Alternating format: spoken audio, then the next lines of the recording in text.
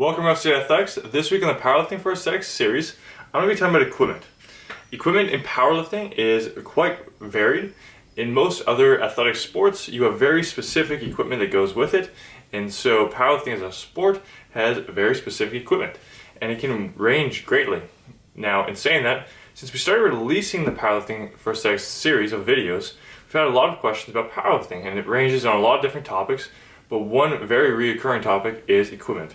So I wanted to address this, and that way it's out of the way and people know what they need going forward. So the first thing I want to look at are shoes.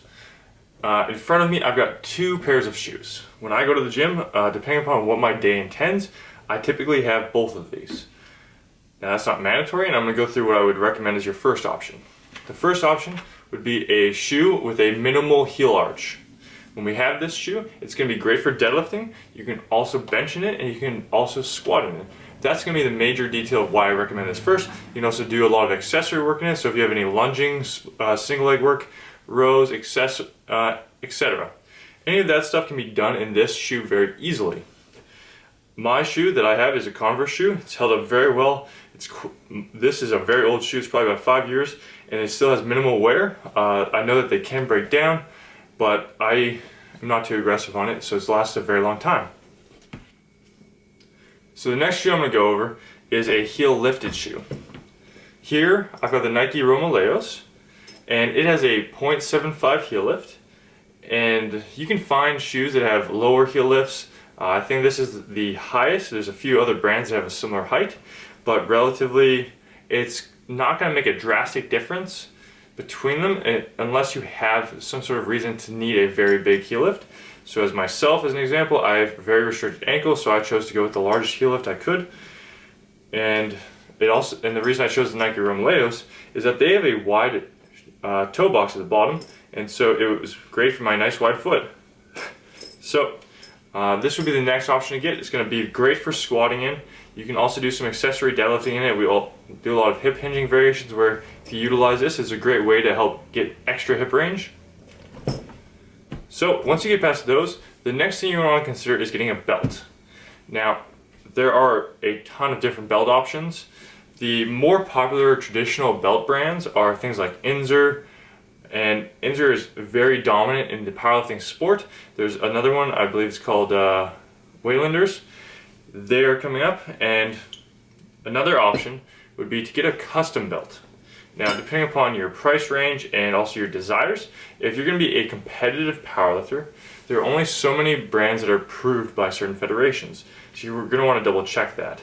If you compete in IPF, you're essentially stuck with Inzer. Now, I am a competitive powerlifter, but I haven't been competing too recently, and so I actually don't have my Inzer anymore. And what I actually use is a Northlifts belt. I chose to go with them for a number of reasons. First off, I like the idea of having a custom-made belt because I have one that has Rough City Athletics across it. And in addition to that, it's also incredibly comfortable. When I had my Inzer belt, it was very strong and durable, and I lifted a lot of weight with it. But unfortunately, it would cut my ribs, it would cut my hips, it would dig in, I would have very aggressive bruises from it. Whereas the Northlift belt, this is not a commercial for them by the way, it was allowing me to lift the exact same weights, but it did not destroy me. There's a number of reasons I could go into that with that, but essentially it comes down to the quality of the leather, the way that it's built, and if you see that it also has suede on the inside, and the way that it's stitched allows for some contour to the individual. Now there's a bunch of different belts that they offer. I've got actually 3 of them, 2 in front of me, and you can utilize them for a bunch of different reasons. When you consider it, you want to make sure that you think about what you're going to want and if you're going to need to compete or not, because you likely aren't going to buy a bunch of belts like me. Now, once we get past that, the next thing you're going to want to look at is probably knee sleeves. There's a bunch of different options on the market now. When I first got into this, Ray-Ban was pretty much the only option. And these have lasted me a very long time. They've held up relatively well. They are definitely coming loose and are going to need to be replaced. But they have lasted a very long time. These are probably 4 or 5 years old. Getting beyond that, more of the ones that I would go towards now are more the options of like SBD sleeves or the strong sleeves sold by howmuchyoubench.net. those two are probably going to be your best options for powerlifting. These are going to be very supportive in squatting. You can utilize them in just warming up, keeping your knees nice and warm. You can see people wear them on their shins while they deadlift. They're a great option. Once you have those three things in place, I would say those are sort of like the major things that you want for powerlifting. Then we can get into looking at things like wrist wraps. These are going to be supportive for your wrist. So we had knee sleeves for your knees, and we have these for your wrists. So you can wrap these on while you bench, while you squat, and they're going to help keep your wrist nice and healthy. Now, if you've got these, another idea, depending upon where you train, would be to have chalk. This is liquid chalk. I train out of a gym that allows me to use conventional chalk, so I don't utilize this anymore. But if you train in a commercial gym, this is a great option. You can just buy it online or at most lifting stores, and it's just a nice easy squeeze, drop in your hand, rub on, and it'll help you be able to hold on to that bar a little bit better.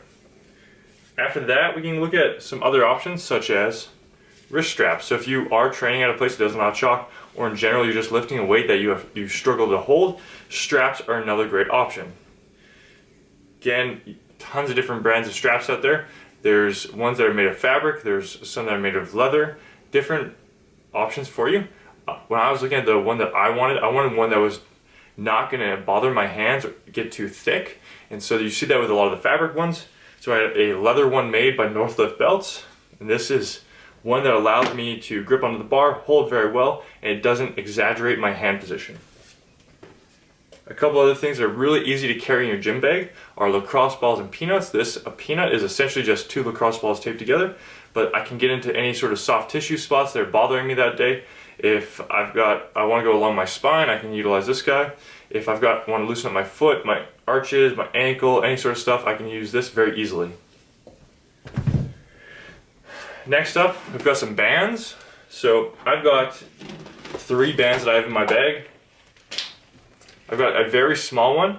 I utilize this for more of my hip region, so whether I want to warm up my glutes, my hip flexors, stuff like that. These are very inexpensive. I think this was like $4, and it takes up almost no space in my gym bag. So these options are a bit more expensive. I think they were probably in the ballpark of $12 or $13 each. Take up a little bit more space, but they can be really beneficial. For anyone who's struggling with pull-ups, they're a great option. You can also do band pull parts with them. They can be utilized for a lot of different reasons.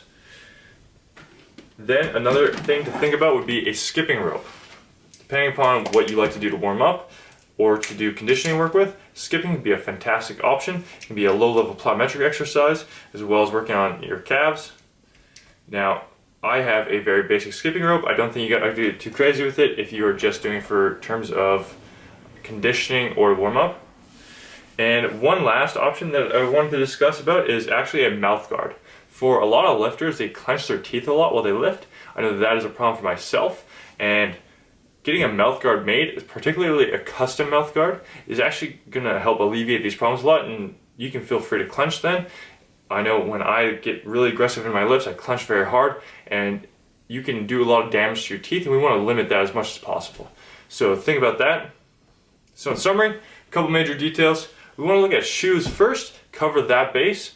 Once you have the shoes covered, you can start thinking about a belt, keep your spine nice and safe.